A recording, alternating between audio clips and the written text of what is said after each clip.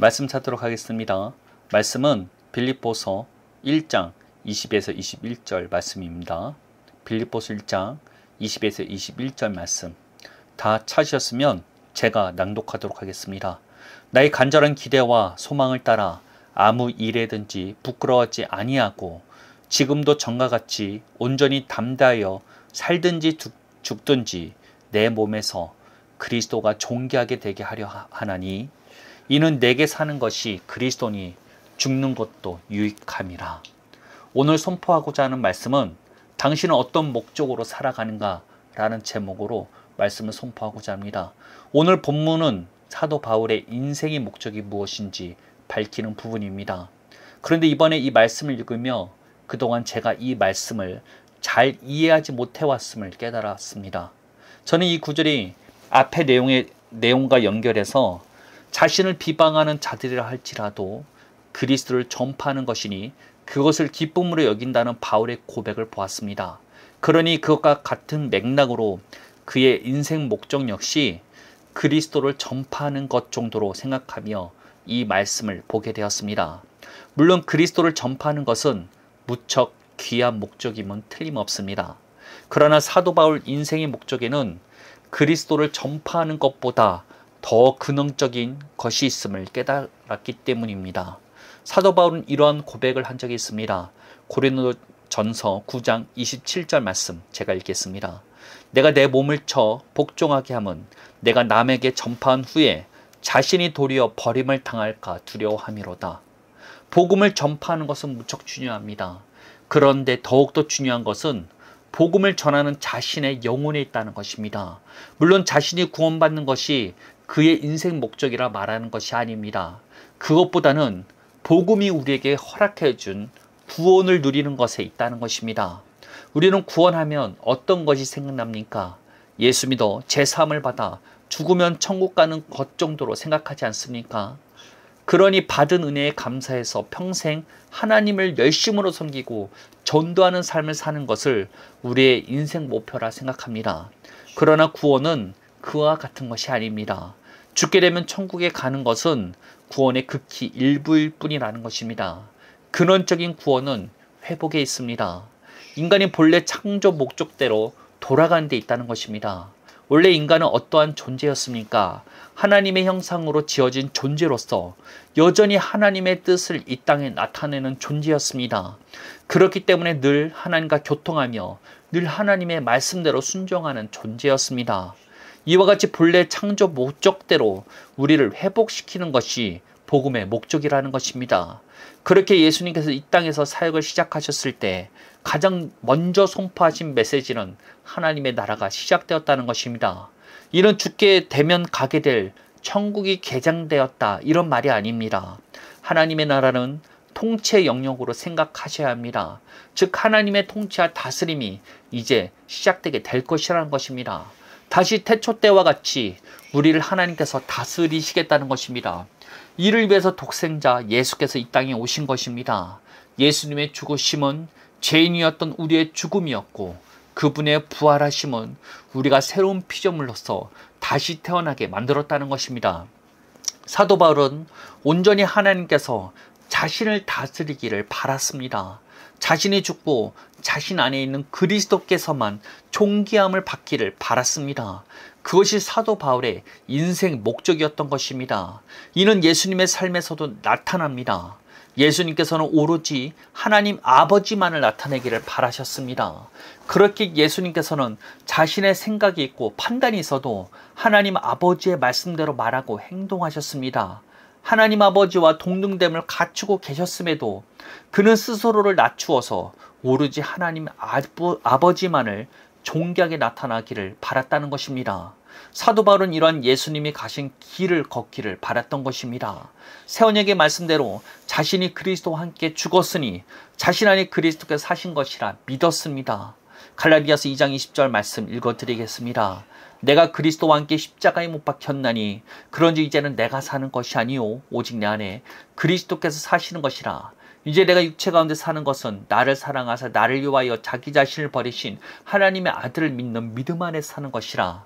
그렇게 사도 바울은 오로지 자신의 몸에서 그리스도께서만 존귀함을 받기를 바랐던 것입니다. 이것이 사도 바울의 인생 목적이라 목표라는 것입니다.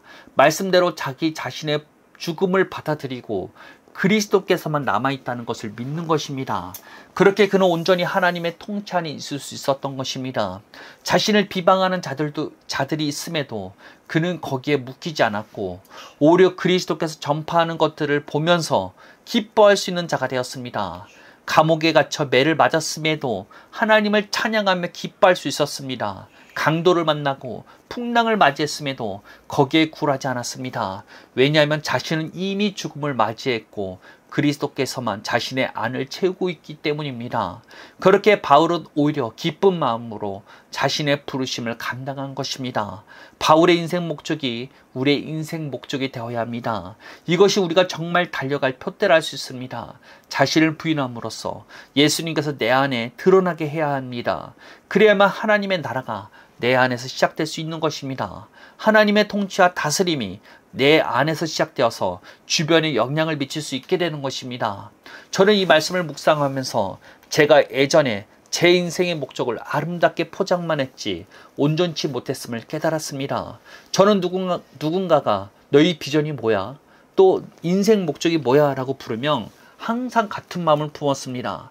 그것은 내가 그리스도를 아는 것이었습니다. 내가 하나님을 알고 내가 하나님을 더욱더 깊이 체험하기를 바란다는 것을 마음에 품었습니다. 그리고 그것이 정말 고귀한 것이라 생각했습니다. 그런데 바울의 인생 목적을 보니 그것이 잘못되었음을 깨달았습니다. 왜냐하면 내가 죽지 않고 하나님께서 주시는 은혜와 기업을 취하려고 하였기 때문입니다. 하나님께서 주시는 기업은 자신을 부인하고 그리스도로 사는 자들만 취하게 되어 있습니다. 아무리 스스로를 포장한다 할지라도 죄인인 나로서는 그것들을 취하지 못할 뿐더러 종교인에서 벗어날 수 없다는 것입니다. 하나님의 자녀의 삶을 누릴 수 없게 되는 것입니다. 복음은 우리의 회복을 말합니다. 이런 회복은 온전히 경험하려면 말씀대로 믿는 방법밖에 없습니다. 이는 우리의 생각과 사고관을 말씀대로 완전히 바꿔야 함을 의미합니다. 예수님께서 회개하라를 선포하셨을 때 이는 메타노이아라는 단어로 쓰였습니다. 이는 생각을 바꾸다라는 의미를 가지고 있습니다. 근데 이 바꾸다라는 단어 메타는 특이하게 애벌레에서 나방의 변화를 의미합니다. 즉 우리의 생각을 완전히 새롭게 해야 한다는 말이 됩니다. 내 판단, 내 생각을 내려놓고 하나님의 말씀대로 우리의 생각과 사고관을 새롭게 해야 한다는 것입니다. 그래야만 복음이 말하는 회복을 우리는 경험하고 누릴 수 있게 되는 것입니다. 사도 바울은 자신을 부인하고 말씀대로 자신 안에 그리스도만 계심을 믿었습니다. 그리고 그 약속대로 자신의 생각과 사고관을 새롭게 하였습니다. 그렇게 그에게 있어서 인생의 목적은 자신의 몸에서 그리스도께서만 존귀함을 받는 것입니다. 자신을 부인하는 것은 말씀대로 믿는 것에서 시작됩니다. 말씀대로 자신의 죽음을 받아들이고 그리스도께서 사시는 것으로 만들어야 합니다. 우리도 이와 같은 인생 목적을 동일하게 가져야만 합니다. 자기 자신이 그리스도 안에서 죽었음을 믿음으로 자기를 부인할 줄 알아야 합니다. 말씀대로 자기를 부인하고 말씀대로 그리스도로 옷 입어야 합니다. 그래야 복음이 우리에게 약속한 회복을 우리는 누릴 수 있게 되는 것입니다. 진짜 경주 트랙 위에 올라설 수 있게 되는 것입니다. 아무리 스스로를 아름답게 포장한다 할지라도 내가 하는 일들은 진짜가 될 수 없습니다. 진짜는 자기를 부인함으로 그리스도께서만 나타내게 하는 신앙이 있다는 것입니다. 이는 고행을 통해서 얻어지는 것이 아니라 믿음을 통해서 얻어지는 것입니다. 이를 우리는 깨달아야만 합니다. 사도 바울이 걸었던 그 발자취를 우리는 걸을 수 있어야만 합니다. 자기 자신을 부인하지 못하면 아무리 우리 스스로 포장한다 할지라도 종교인으로 남을 수밖에 없습니다. 초대교회에서는 자기 자신을 버리지 못한 사람들이 잘못된 가르침에 빠졌으며 잘못된 가르침들을 전했습니다. 그들 가운데 한 부류가 율법주의자들이었습니다. 예수님을 믿는다 할지라도 자기가 무엇인가를 더 해야 한다 믿었습니다. 자기가 말씀을 지켜 행해야 한다고 생각했습니다. 그래서 할례를 받지 못하면 믿는다고 할지라도 천국에 갈 수 없다고, 구원받을 수 없다고 주장했습니다.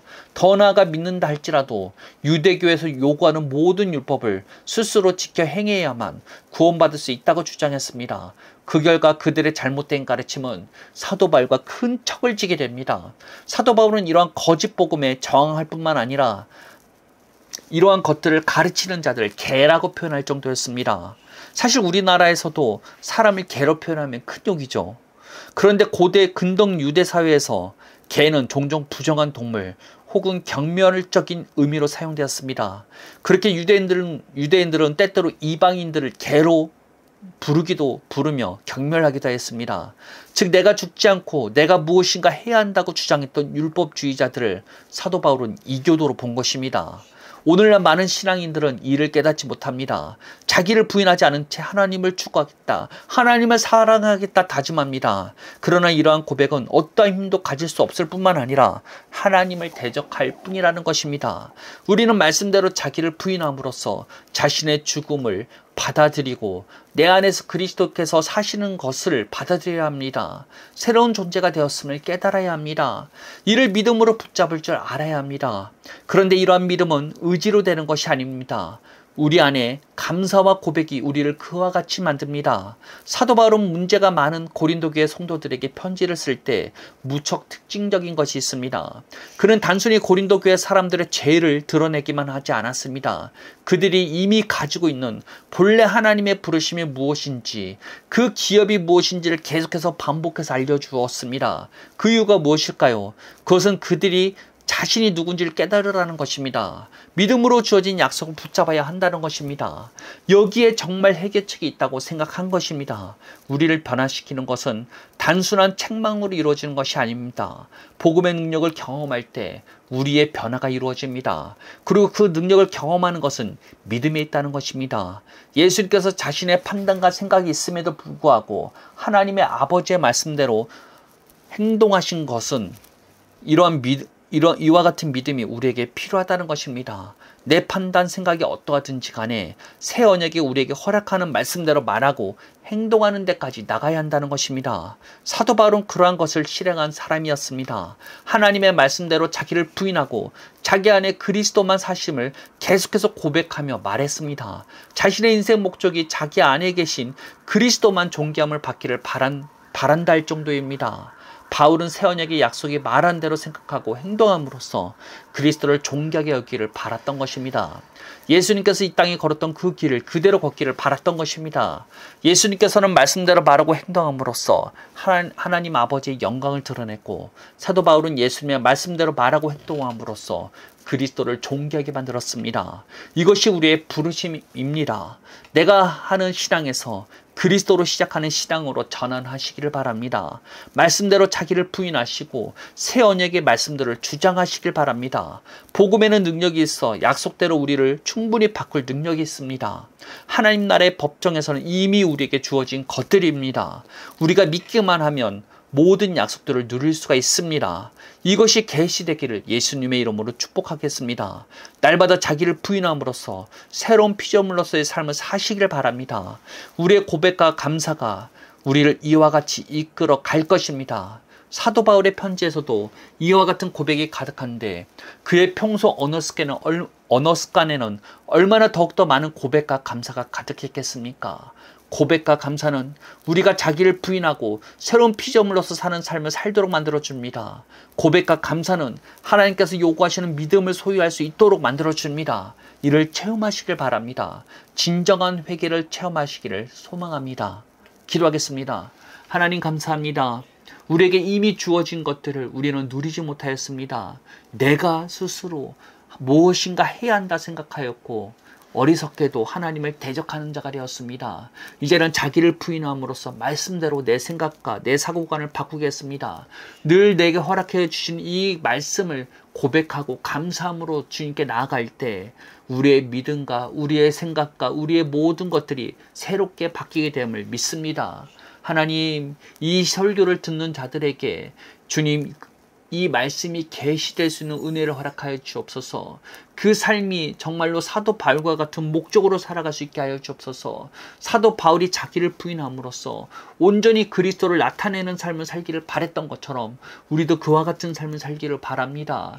예수님과 같이 자신의 판단과 생각을 내려놓고 하나님의 말씀대로 말하고 행동하는 데까지 이르도록 우리를 이끌어가 주옵소서. 이와 같은 삶이 무엇인지 깨달음으로써 복음의 능력을 경험하며 하나님의 나라가 무엇인지를 알 수 있는 성도님들 연결되도록 우리를 이끌어 가지옵소서. 날마다 우리와 함께 하시며 동행하여 주시는 주님께 감사드리며 예수님의 이름으로 기도합니다. 아멘.